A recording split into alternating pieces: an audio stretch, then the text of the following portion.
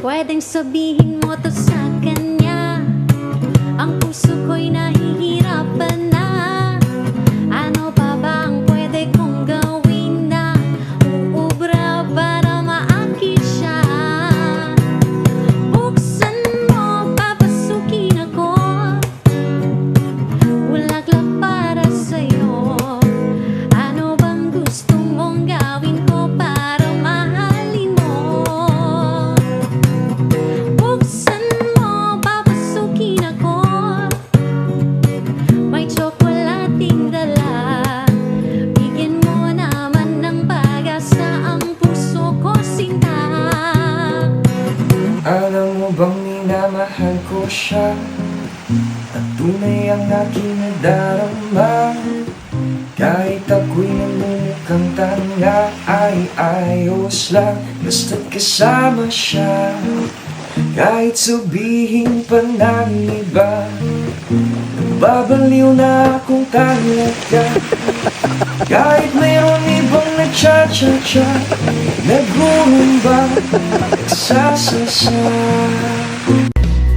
Naparaan kita tuturo ang makarao.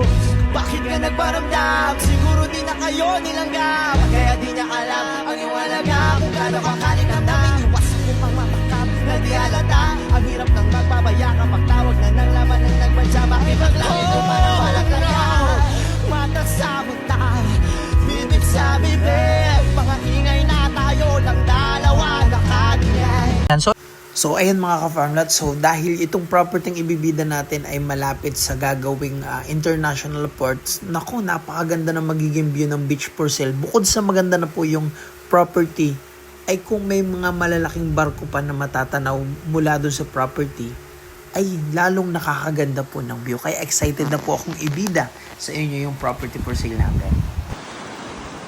Hello mga ka-farmlat, and kung gusto nyo pong magka-beach property dito, sa magandang beach na to, na mayroong magandang buhanginan, malapad yung shoreline, at maganda yung tubig, malinaw. Ayan. Dito kung meron ka pong 1.5 million, ay magkakaroon ka po ng 1,000 square meter na may frontage po na 15 meters. Ano po? Katabi mo po ang mayor ng San Andres, kasi ito, property po ng mayor to. Tapos ito pong may bakod na to, dito po ang umpisa ng mga 1,000 square meter every cut. So, ayan, kita nyo po. Tinutubuan na ng kakaktus dito. Ayan. So, ito po yung 15 meters po. So, ito yung unang lote hanggang dito nung bawat 1,000 square meter natin. Ayan. Tansya tayo ng 15 meters. Okay. Lapit na. So yan. So hanggang dito po, ito yung 1,000 square meter. Mamaya pupunta po tayo sa likod. So ito yung first na 1,000 square meter. Ito naman po yung ikalawa. Bilang tayo ulit ng 15 meters. So 4 lots lang po ito na yung tigwa 1,000. Apat na lote lang. Yung the rest na po ay 2.5 million na po ang price na tig to 2,000 square meter na ang frontage po is 27. So yan mga ka-farmlat. Hanggang dito yung lot 2 ng 1,000 square meter. Ayan. So dito naman, yung sumunod na ikatlong lote ng tigwa 1,000. Dito sa may mga nakaparadang bangka. Ayan. Ayan mga ka-farmlat. Tapos ito yung pang-apat na lote. Tapos papasok po tayo sa loob. Ayan, napakaganda po ng buhangin mga ka-farmlat oh. Ayan. So 1.5 million lang mga ka-farmlat. May 1,000 square meter ka na maganda yung beachfront at maganda yung buhangin dito. Dito po yan sa bayan ng San Andres, Quezon, kung saan magkakaroon po dito ng pier. Malapit dito. So kaya papataas na rin yung mga value ng lupa dito. Ayan.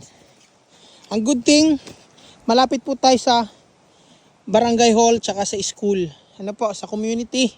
Kaya hindi po liblib yung lugar. Ayan. So, ang kagandahan po, wala po ditong putika, no? Puro buhanginan po hanggang loob ng property. Nakikita nyo po. Ayan. Nasa loob na tayo ng portion ng lot 3. Yan. Ganda. Nasa kalooban na tayo, buhanginan pa rin. Yan. Para tong disyerto mga farmland. Ayan. So buhangin, o kapal ng buhangin. Ayan. Ayan po yung bakod. So, yung kabila po kay Mayor yan. Ayan. So, punta tayo dito sa harap ng unang lote na 1,000 square meter na kadikit ni Mayor. Ayan mga farmland to. Maganda yung 1,000 square meter na to. Yung karatig ni Mayor. Dahil elevated siya. Yan. So highly recommended ko itong pwestong to. Ayan o. Ayan, overlooking siya. Kasi daan-dahan pa ahon hanggang dito sa property. So pag may bahay kayo dito, lalong mas maganda ang view. Tapos palinisan nyo po yan. Yung nasa harap na to. Ayan. So 1,000 square meter po. Hanggang dito yan mga ka-farm lot. Mas lalong elevated dito. Ayan. At least dito sa portion na to hindi mo na kailangan magbakod. Kasi may bakod na. Lalagyan mo na lang yung bakod, yung pagitan nyo ng lot 2. Ayan. So 15 meters possible. Hanggang dito po kayo sa elevated na to. Yan. Ganda oh mga ka-farm lot oh. Yan. Ayan.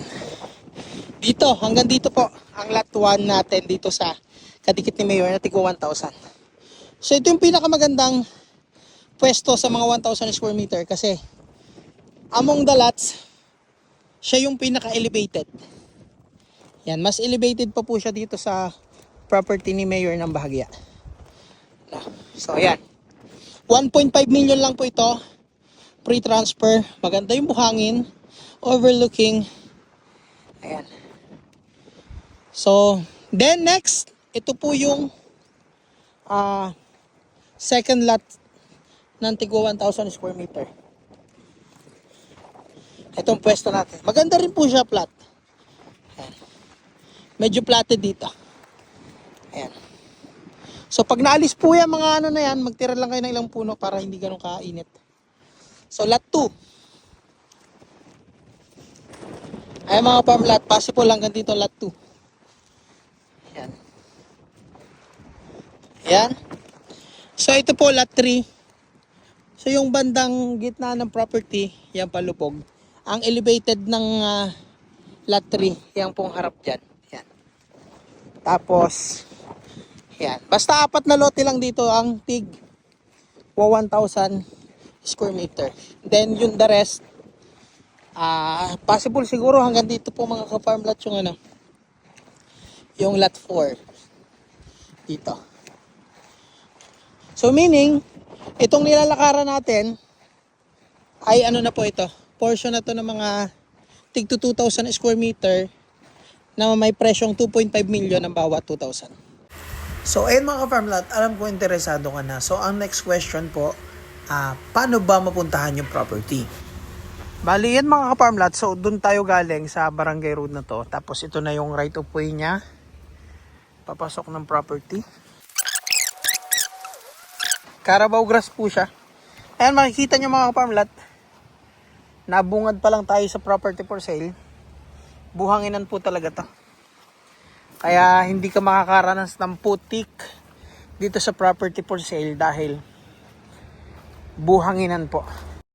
Bali mga ka-farm lot, yung kada 1,000 square meter po ay may 15 meters na frontage na may presyong 1.5 million. At yung kada 2,000 square meter naman may frontage na 27 meters na may presyong 2.5 million. all expenses for transfer ay shouldered by the seller. So yung next naman ipapakita ko mga ka-farm lot ay from Provincial Highway going to the property na mismo.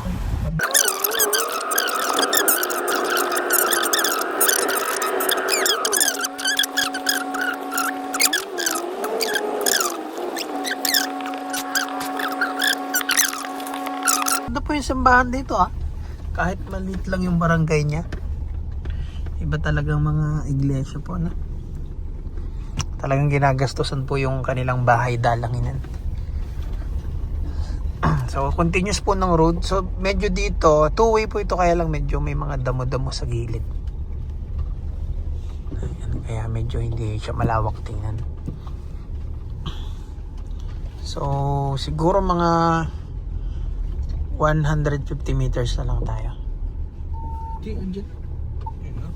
Malapit na. Ayan o. Ayan na. Malapit na tayo. Hindi. Papasok pa tayo, di ba? Pasok na sasakyan. Ayan. So yung good thing sa property na to, kung narating ko na po ito, talagang maganda yung buhangin dito. Kung beach at beach lang naman. At ang good thing dito, hindi ka magiging sawi. Kasi pag may mga beach po na pag dumating ka, minsan pag low tide, sobrang layo po ng papaliguan mo. Ito po, mapa low tide, mapa high tide, meron kang papaliguan. So, ito po yung advantage nito dito pagdating sa mga for sale po ng mga beach. Tapos ayan, may mga bahayan pa rin naman po dito. May linya pa ng kuryente. Yan na ba? Ito na nga. Ito na. So ito na po yung right of way niya.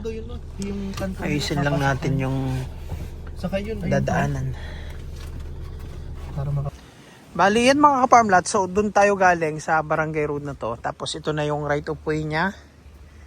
Papasok ng property. So ayan mga ka-farm lot, hanggang dito na lang yung ating video. So yung property for sale po natin ay sa bayan po ng San Andres, Quezon, which is 6 to 7 hours drive from Manila. And mas bibilis pa yan dahil sa mga TR4, TR5. And at the same time, mas dinedevelop po yung kalsada dyan dahil dun sa international port. Napakagandang investment nito mga ka-farmlet, no? Kasi mura pa. Dahil for only 1.5 million ay pre-transfer na. Ano po? So, maganda pa yung dagat. So, ayan. I-grab nyo na po ito mga ka-farmlet habang may mga available pa. Sobrang panalo po kayo dito dahil talagang bukod sa mas magiging maganda yung view ay tataas pa yung mga zonal value ng lupa dito. Naparaan kita tuturo ang makaraos.